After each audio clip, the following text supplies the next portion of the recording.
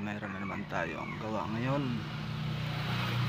May isang Samsung TV Korea Surplus, no?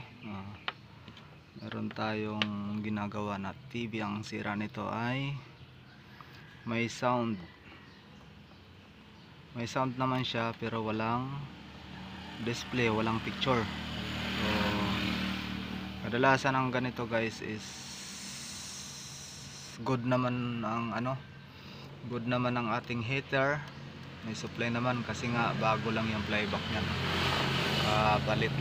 Kakapalit lang ng technician na unang gumawa nito, pinalitan niya ang playback. So good naman lahat yan kasi bago ang playback. Then nagpalit na ang dating technician dito ng resistor sa ABL, hindi pa rin niya napapicture guys, no? Ang dating technician na gumawa nito, pinalitan na tong 6.8 at saka 82K na resistor at saka tong 1K pinalitan na niya. Yung tatlong yan, yung tatlo na to guys, pinalitan na niya ng resistor. Bago na, kumbaga bago na lahat, pati playback. So good na dyan. Ngayon guys, ang sira nito kasi good naman dito sa CRT section. So ang sira nito guys is magpo-focus tayo dito sa kanyang IC, no? Dito sa kanyang IC guys is focus tayo dito sa RGB section. So ito na yung guys, yung tatlong yan, no?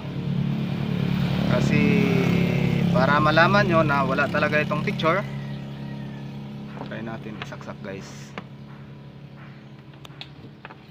May picture man ito, nagkakaroon man siya ng picture, pero blinking ang picture niya. Plus back delay kung tawagin, no? Plus back delay. Ayan, nakasaksak na yan guys, no? So ang gagawin natin guys,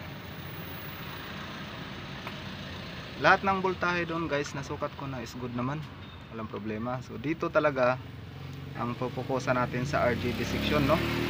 At saka dito sa last na paa ng yung may 1K kayong makita ba to? 1K, no? Labo ng camera natin ba? Ito. Dito kayo mag-focus guys, itong area na to. Yung tinuturo ng aking test prod, no? Bagamat na para lang po ito sa mga baguhang guys, gaya ko, sa mga bihasang technician natin dyan na alam kong kabisado na ninyo to, no? Dito lang tayo magpo-focus. So wala tayong ibabawas guys, no, na piyesa dyan. Wala tayong ibabawas or papalitan dito. Wala tayong papalitan or ibabawas. Kumbaga magdadagdag tayo guys, no? Kasi base sa aking experience guys is yung mga ganitong TV is parang sa Sony din, no? Samsung ito 21 flat CRT TV, no? So kung ito trouble natin guys dito sa RGB section nya, itong supply dito is itong area na to guys, ito is, kung titingnan natin sa tester, dapat mayroon tayong masukat dito na voltahe na dito. Dapat may masukat tayo dyan na 5.6 or 5.7 dapat. Pero ang nasusukat natin guys is 2.9 lang, di ba? So ang linya na to guys is papunta dito yan. Dito sa IC yan manggagaling guys, dito sa dito ito tinuturo ko guys. Katabi ng ABL lang guys, no? Nakikita nyo dito, dapat katabi lang yan siya guys ng ABL. Ayan, focus natin ha. Ayan, katabi lang yan ng ABL guys. Yun, ito yung ABL, ito yung lalagyan natin ng magic, no? Gagawin natin ng gawa natin ng paraan, no? At ito na nga yun, para mapasupply natin ito siya ng 5.6 bago yan magka-display. Kung titingnan nyo guys, walang display yan, pero may sound dyan. Tingnan natin guys, ha. Diba guys, walang display, diba?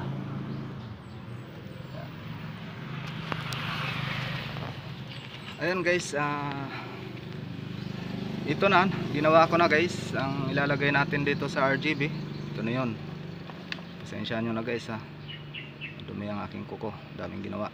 Ayan, diode na.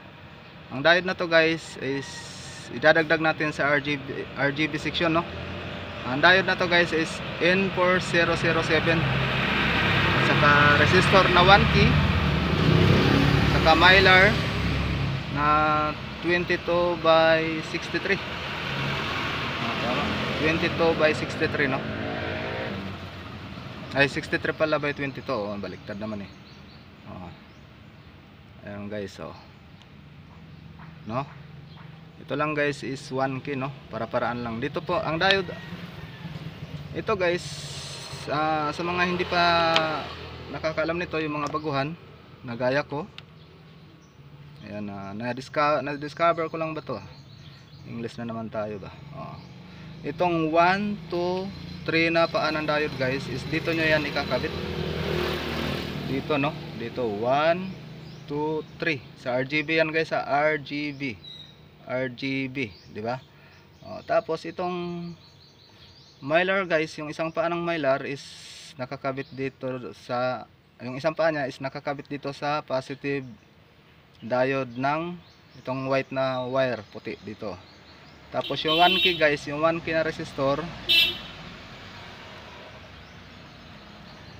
ayan guys, yung 1 key na resistor guys is naka top din po dito sa mylar natin, no.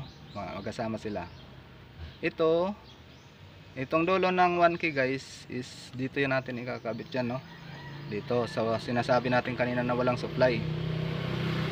Tapos yung mylar naman guys is sa kabila lang ikakabit. So dito yan sa yung may nakatatak dyan na 1 key, ganon din sa papuntang IC yan. Dito yan, dito yung nakakalagay yan guys. Ito mayroon siyang nakalagay na dito na 1 key, no, dito sa dulo. So ganito yan guys, no. Pag nakabit na natin yan, sa RGB yung diode is magkakasupply na yan guys. Pati itong mylar dito, yung isang paa ng mylar natin dito ikakabit. Yung resistor guys dito sa kabila lang. Okay, ang pagkakabitan nyo yan guys is mayroon siyang diode, katabi ng diode, no. Tama, ito yan guys, katabi ng diode. So wala siyang supply, no. Kahit checkin natin ulit guys, so wala yan. Meron siya nakikita natin guys is 2.9 lang, pero basahin natin yan. Paanohin natin yan, pagaganahin natin guys. Susubukan lang natin kung magagawa pa ng paraan. Yung mga ganitong trouble kasi guys is flashback delay ang tawag nito, kaya wala siyang picture, pero good ang heater niyan guys. Chinik ko na. Okay, pause ko lang muna sandali guys, then play natin ulit.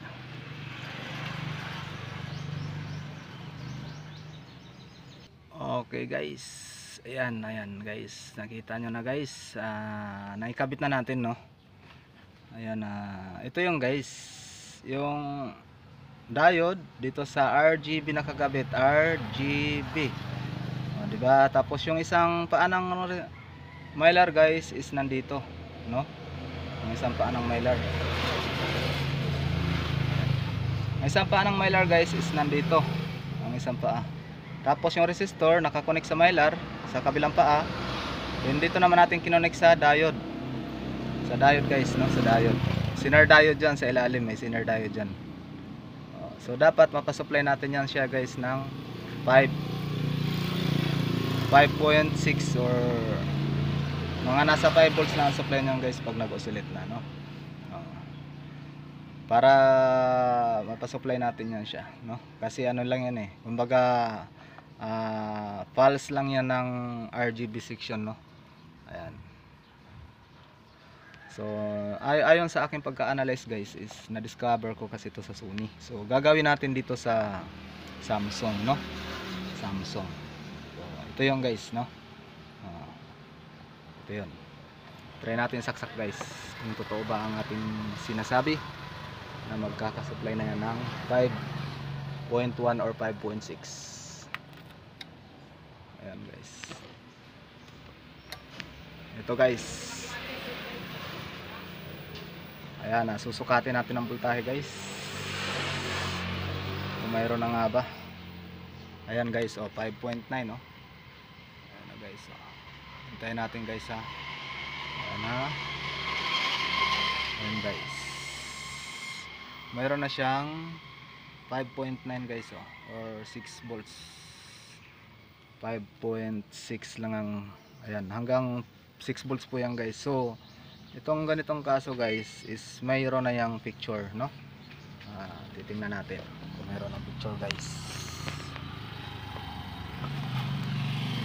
Pupos ko lang muna guys ha.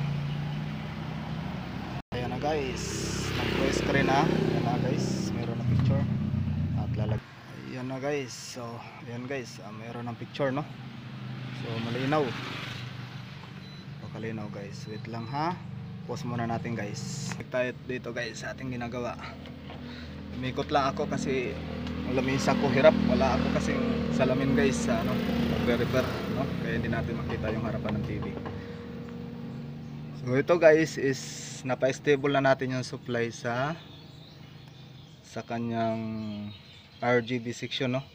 So alam ko sa mga batikan alam to no. At ito para lang po ito sa mga baguhang gaya ko guys no. Ayan na guys, meron na siyang supply na 5.8 volts no. So kanina guys is walang supply yan, hindi 2 point something lang, 2 point mahigit lang po yung supply kanina, 2.8, 2.7. pero ngayon is napasupply natin siya ng 5.8 volts normal power, diba guys? Ayan. Ayan. Kaya nagkaroon na po siya ng picture guys no, kasi ang trouble talaga nito is flashback delay. Ang pinalitan dito ng resistor ng dating technician is sa ABL, wala po yun dyan. Okay po yun, malamang ang luma nito okay yun, lumang resistor. Nagpalit din siya ng flyback, pero ang ating trouble dito is ito lang no guys, ito lang, dito lang sa RGB section lang guys kayo mag-focus. Sa mga naka-encounter dyan guys ng flashback delay sa Sony po, ito po ang ginawa, ni-revise ko lang po ito sa Samsung no. So ito lang po ang aking na-experience base sa aking na-trouble sa Sony.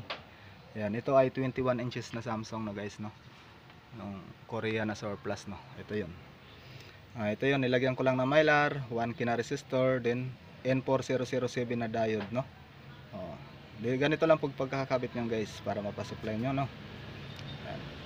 Maraming salamat guys, thanks for watching sa aking YouTube channel. Sana po supportahan niyo guys no, at marami pa tayong i-upload na video. Ayan, tingnan nyo maigi guys, para sa mga baguhan lang po ito no. Tingnan nyo maigi ang pagkakabit ko ng mylar at saka resistor guys no. Naka-stop po dito sa wire papuntang positive side ng diode no, diode na N4007. Tapos yung isa is nakatap dito sa galing sa mylar, ang isang paa ng mylar is nakatap dito sa linya na to guys, sa RGB section no, dito. Yung may tatak na 1K guys, dyan yung itatap yung isang mylar. Tapos yung itong 1K naman na resistor dito sa kabila guys, sa Zener diode. Kahit dito pwede nyo rin, kahit dito pwede itap guys ang 1K or dito sa dalawa na to. Basta may Zener diode dyan, dyan yung itap sa positive side ng Zener diode. Okay? And so paki-share lang po ng ating video guys para marami pang makaalam nito. At thank you nga pala sa mga subscriber natin na walang sawang sumusuporta no. Thank you sa inyong lahat. At pa-support na lang ako guys sa channel ko no. At ang ating vlog ngayon ay electronics na naman po. Thank you guys. Thank you for watching.